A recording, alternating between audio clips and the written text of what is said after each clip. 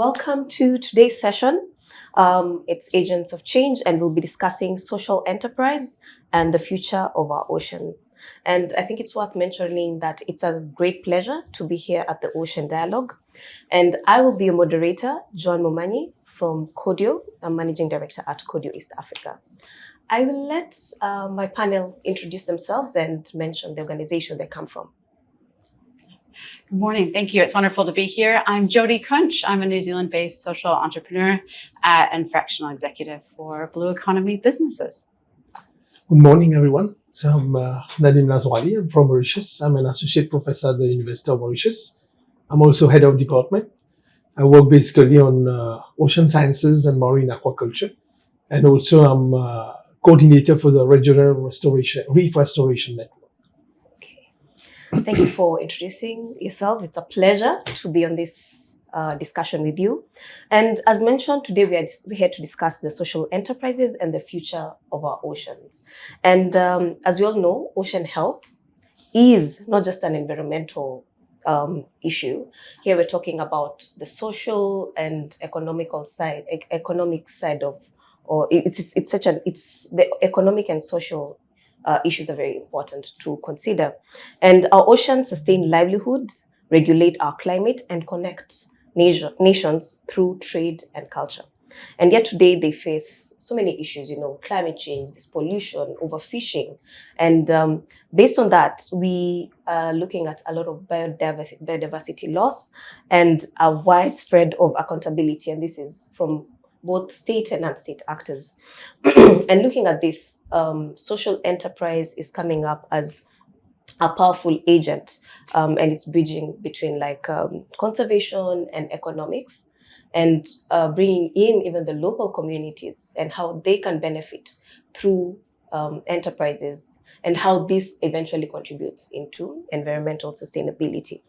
And I think the most important question that I'm hoping that we can discuss here is, how can these enterprises influence global ocean governance frameworks? We've been talking a lot about governance in this dialogue. How do we navigate the delicate balance between financial sustainability and social or ecological impact? That line is quite blur.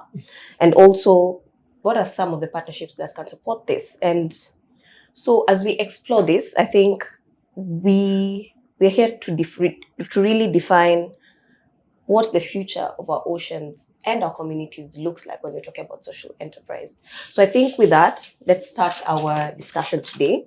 And I think we can start with you, Nadim. I know you've worked in the Western Indian Ocean region globally. So maybe you can start us off by talking about how can social enterprise influence global treaties and governance processes to ensure that non-state actors, especially the coastal communities, have a voice in decisions that actually shape ocean conservation. Well, you rightly mentioned, now we are facing the lack of climate change. And of course, since small island developing states are really suffering in terms of biodiversity loss. We have seen last year the degradation of coral reef, the high level of bleaching events. Florida, recently a publication in Nature just came out, how technically some species of corals already technically have been extinct in the wild also. And this even happening, for example, in Mauritius, where previously we had so many corals cover live, but eventually with time it's diminishing and diminishing. Now, coming to the question, that's a powerful question. Definitely. I would say traditionally ocean governance have been dominated by states through instruments like UN clause. You have fisheries management, you have local laws, you have international laws that govern all this. But social enterprise give a human face to the government debate. They bring, I would say, the local data, stories, innovation through, government often overlooked. For instance, I'm working in the Western Indian Ocean region. Through the collaboration that I have, NGOs, local communities, fishermen, even fisherwomen, I would say fisher people, but basically even the husband and wife that they used to go to fish nowadays, they see those declines they see those dwindling catch in terms of fish, in terms of their daily catch they used to have, and now it's much more diminishing. But we have community-based. For example, I'm working on community-based coral farming and seaweed aquaculture. And they want these kind of innovation to take over because with the climate of climate change, a changing environment, we have to adapt. Definitely, we have to adapt. And those initiatives not only restore habitats, but also provide an alternative livelihoods. For example, they used to have to get just such kind of fish, but now with climate change, heating water, temperature is changing. And now we are getting other kind of species, or there's nothing left, but they need to stay there. I mean, small island, for example, Mauritius, from east to west is just 30 kilometers. From north to south is just 60 kilometers. We have 1.2 billion population. We have to leave. And there's no way you can go elsewhere. You have to stay there. So that alternate livelihood is definitely something that is, I would say, in terms of innovation, in terms of the previously what it was and now how they are working. And of course, this is how I am intervening, for example, with the coral reef restoration and also in terms of seaweed aquaculture for different products that they are making. Yeah. That's quite interesting. Actually, just building on what you're saying, at Kodio, one of the interesting things that have been a success in terms of enterprise. So the fisher women, like the ones who sell fish, mentioned that they want cooking pans and tents and chairs. And we asked, what's the relationship between conservation and that? And they said, that's the business we are interested in. And it actually led to conservation because now they're able to save more money, make money through events. They save the money and they're able to actually buy bigger fish from the fishermen, and they sell that and they get more money from that. And of course, and living in this hard era of climate change. And I would add on, so way forward is to actually create a multi-stakeholder mechanism. I mean, where social enterprise alongside policymakers, NGOs, government work together to find that solution. That's quite interesting. And just like now we've talked about like it's conservation. There's also enterprise. How do you really create that balance where the line is quite blur, you know? As you carry out social enterprises, you might impact the environment negatively, or there are other let's say factors that we don't have very good control over. And maybe Judy, you can take us through like your experience through that. I would. So for those that are leading social enterprises, I think it's not easy. I think that's the place to start. And that challenge is it's not always about having a predetermined pathway when you develop a social enterprise and looking to make an impact in a particular place or with a particular outcome. But being able to understand how to focus and manage your time, your resources, and often very limited, very constrained circumstances is a very delicate balance. And it's something that requires constant attention and reimagining as well as adapting as you go. So I think with what we're seeing in terms of the biological and ecological changes in the marine environment, the changes in the political structures, as well as how our communities are responding, as being open to and having a mindset for learning our way forward through these processes and through these projects. And that's quite difficult when we think about how do we bring in then our different partners, our stakeholders, the government, our funders into that.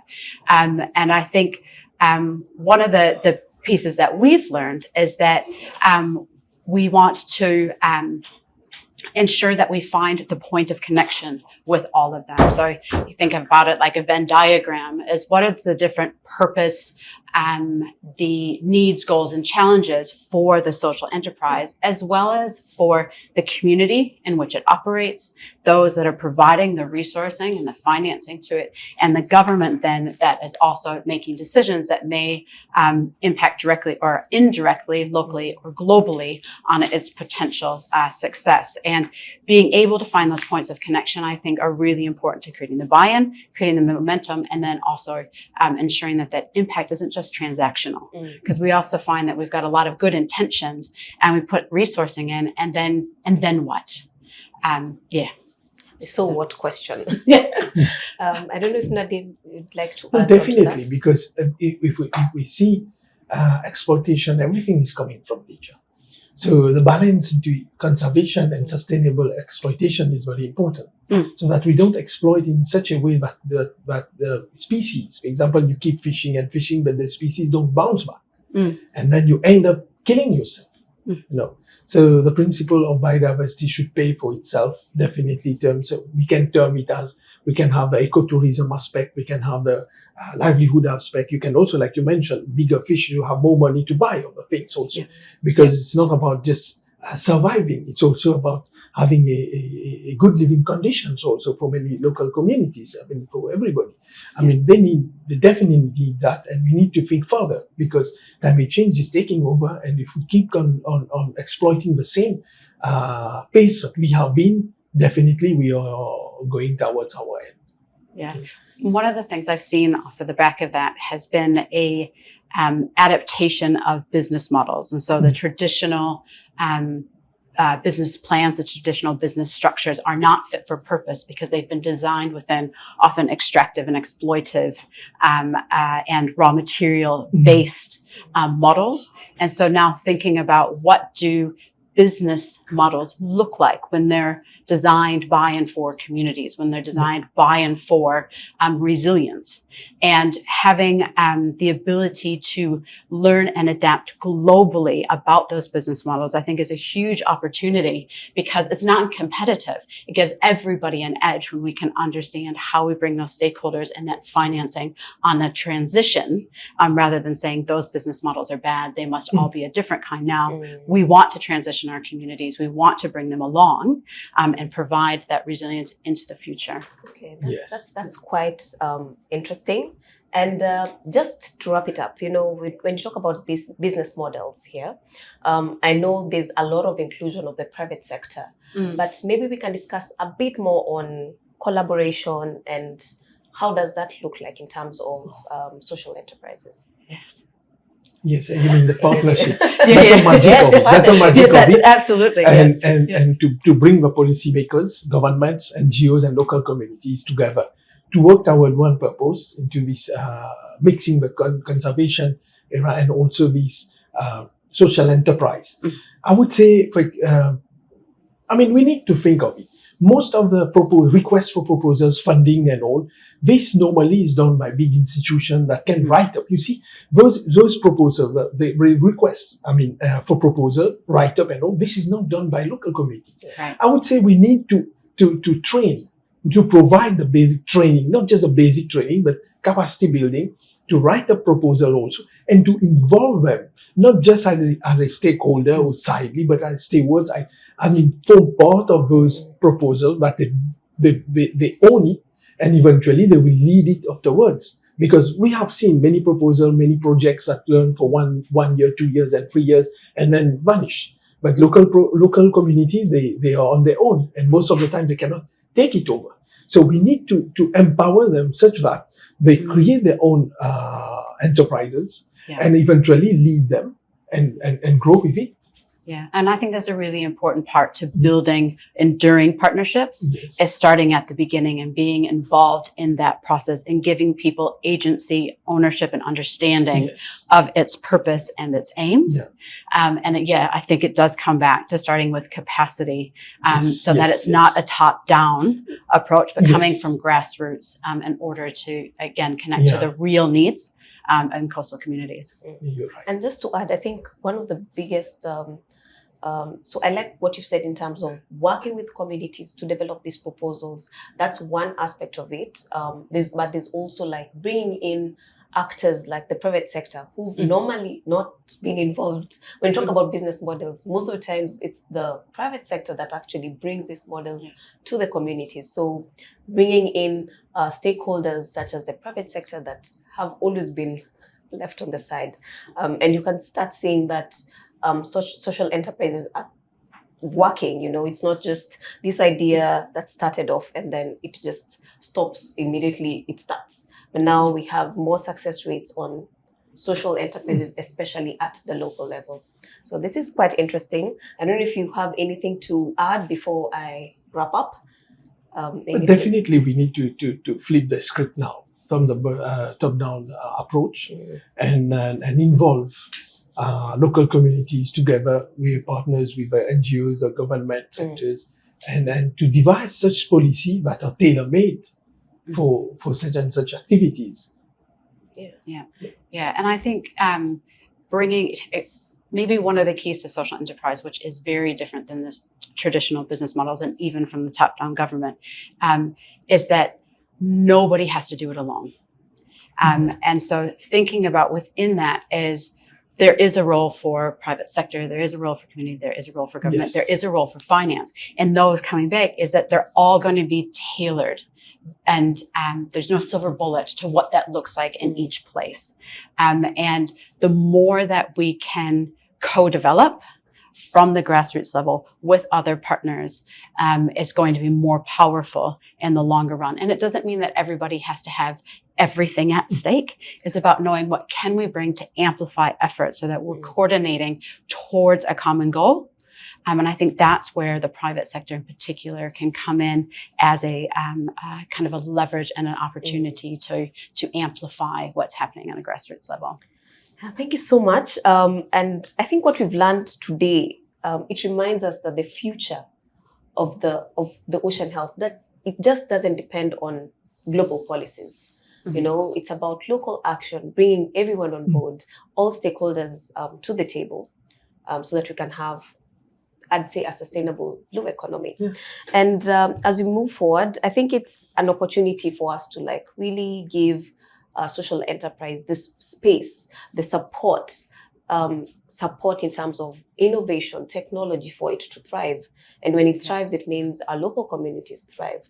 And when that happens, it goes beyond just the local communities, but it supports the private sector. It contributes to what the government aims to achieve. Everyone wins, And I think with that, I want to thank our panelists for taking time to really contribute to this conversation. And I think for us, let's rally for change.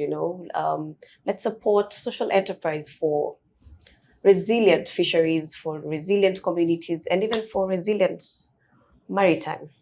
Thank you.